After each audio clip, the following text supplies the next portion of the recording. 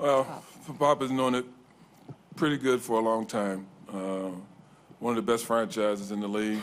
Obviously, there have been others. You think about the Celtics, the Lakers, Chicago Bulls, where I grew up.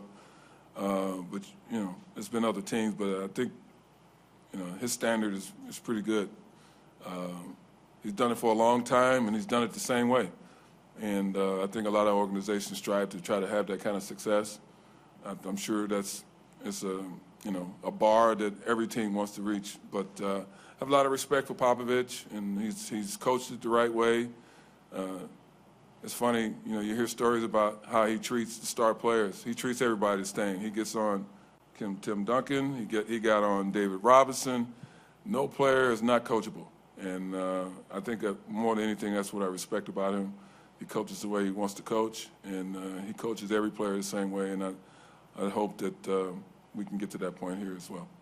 Tony, you've been doing this for a long time, but as far as being an assistant and then making the transition to head coach, what do you think is the biggest adjustment or difference in that move? Yeah, 1 inch is a long way away. There's a lot of decisions that have to be made. Even tonight, I'm looking forward to the game and get away from all the interviews and all the little things you have to do organizational-wise as far as making decisions. I want to get to the basketball part of it. But, yeah, it's a lot of decisions that have to be made as a head coach, and they're split second. And, it's going to take some time, hopefully not too long, but once the ball goes up in there, I feel like I'm comfortable in that environment. But, we always say the seat is hot. There's a reason why it's hot. Ryan has the last question. After talking with Mr. Prokhorov, you said that he gave you the impression that he had a good understanding about basketball and good ideas and so forth. Could you be a little more specific in what he told you or what he said to you that impressed you?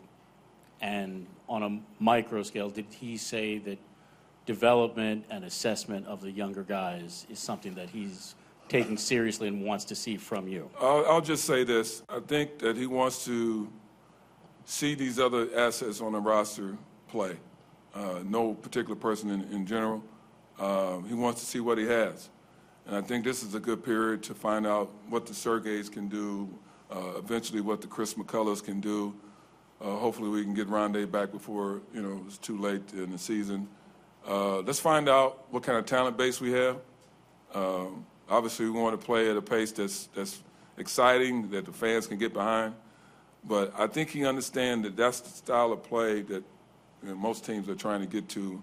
And we want to find out if some of the guys that we have can fit into that mold. But, I think that's probably the best thing I can say out of our conversation. I think he understands that he's got to build up the roster, and it's going to take time. But let's find out what we have, and let's find out if these guys can be a net in the near future.